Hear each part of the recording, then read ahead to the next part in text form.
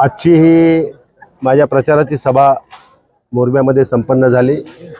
राष्ट्रीय नेते शरद पवार साहेब यांच्या उपस्थितीमध्ये त्यांच्या मुख्य मार्गदर्शनाखाली खरं म्हणजे आजच्या या प्रचार सभेने माझ्या विजयावरच शिक्कामोर्तब केलेलं आहे।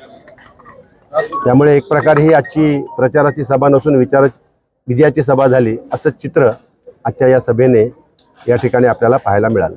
सर, आपण निवडणुकीचं मतदान होण्यापूर्वीच आपण विजयाचा आकडा किती मतांच्या फरकाचा असेल हे देखील जाहीर केलं, ते नेमकं काय?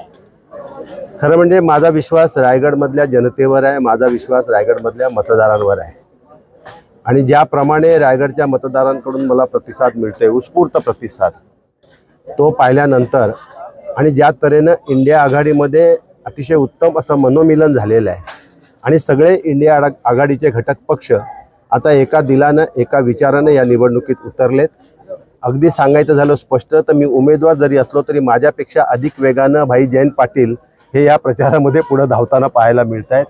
त्याचप्रमाणे काँग्रेसही तितक्याच सक्षमपणे उतरलेली आहे। पवार साहेबांची राष्ट्रवादी काँग्रेससुद्धा तेवढ्याच ताकदीनं उतरलेली आहे आणि आम आदमी पार्टीसुद्धा त्याच ताकदीने या ठिकाणी उतरलेली आहे। आणि मग शेवटी सगळी ही ताकद एकत्र आल्यानंतर या इंडिया आघाडीची वज्रमुठ निर्माण झालेली आहे आणि मग या वज्रमुठीच्या या प्रहाराखाली विरोधक इथे बिलकुल टिकणार नाही आहेत आणि त्यामुळे ही निवडणूक एकतर्फी होईल आणि या निवडणुकीत किमान 2 लाखापेक्षा अधिक मताधिक्याने माझा विजय होईल।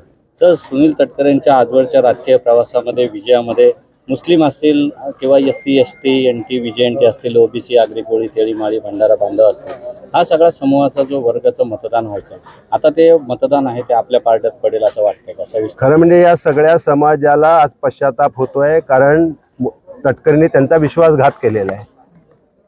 ज्यांनी तटकरेंना मोठं केलं, ज्यांनी तटकरेंना या रायगडची ओळख करून दिली, ज्यांनी तटकरेंना या देशात ओळख करून दिली, त्या सर्व घटकांचं मग ते मुस्लिम समाज असो, दलित समाज असो, SC STचा समाज असो, या सर्व समाजांचा विश्वासघात तटकरेंनी केलेला आहे आणि मग या विश्वासघातकाला धडा शिकवण्याचा निर्धार या निवडणुकीत या जनतेनं केलेला आहे।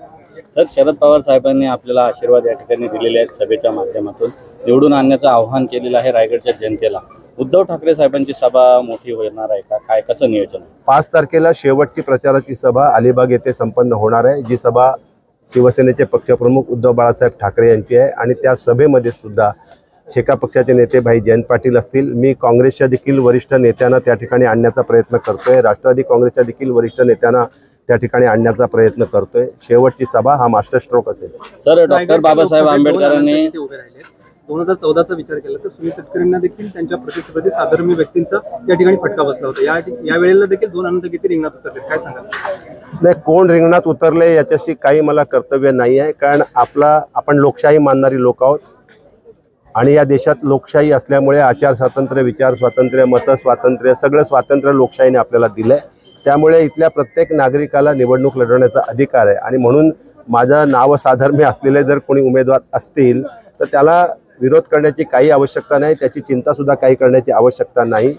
या रायगडच्या जनतेनं माझ्यावर मनापासून प्रेम केलेलं आहे। रायगडच्या जनतेला अनंत गंगाराम गीते हे अतिशय चांगल्या परिचित आहेत आणि म्हणून रत्नागिरी आणि रायगड या 2 जिल्ह्यांनी सलग 6 वेळा खासदार म्हणून मला आपलं प्रतिनिधित्व दिल्लीत संसदेत करण्याची संधी दिलेली आहे आणि आता 7व्यांदा विक्रमी मताने रायगडचा मतदार ही मला संसदेमध्ये रायगडचं प्रतिनिधित्व करण्याची संधी देईल आणि म्हणून नामसाधर्म्यामुळे मला कोणत्याच साधर्म्यामुळे मला कोणाचीच चिंता किंवा काळजी वाटण्याचं अजिबात कारण नाही। सर, डॉक्टर बाबासाहेब आंबेडकरांनी संविधानिक मूल्यातून जो सर्वश्रेष्ठ असा मताधिकार आपल्याला दिलेला आहे, जनशक्ती असेल, धनशक्ती असेल, निवडणुकीमध्ये मोठ्या प्रमाणावर पैशाचा पाऊस या ठिकाणी पडतो, जनमत जे आहे जरी आपल्या बाजूने असले तरी तसं धनशक्तीचा जर वापर झाला तर आपल्याला त्याचा फटका बसेल का, काय सांगाल या संदर्भात? या वेळेला कुठल्याही शक्तीचा प्रभाव पडणार नाही, कारण निर्णय हा जनतेनं घेतलेला आहे, मतदारांनी घेतलेला आहे, त्यामुळे कुठल्याही शक्तीचा प्रभाव पडणार नाही।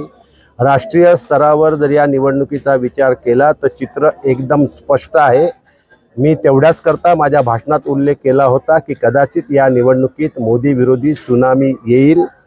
हा विचार केवळ मी इथे टाळ्या घेण्याकरता नव्हता मांडला, तर या निवडणुकीतलं चित्र इतकं स्पष्ट आहे की ही लोकसभेची निवडणूक या देशात भारतीय जनता पक्ष विरुद्ध भारतीय जनता अशी ही निवडणूक होणार आहे आणि भारतीय जनतेचा विजय होईल.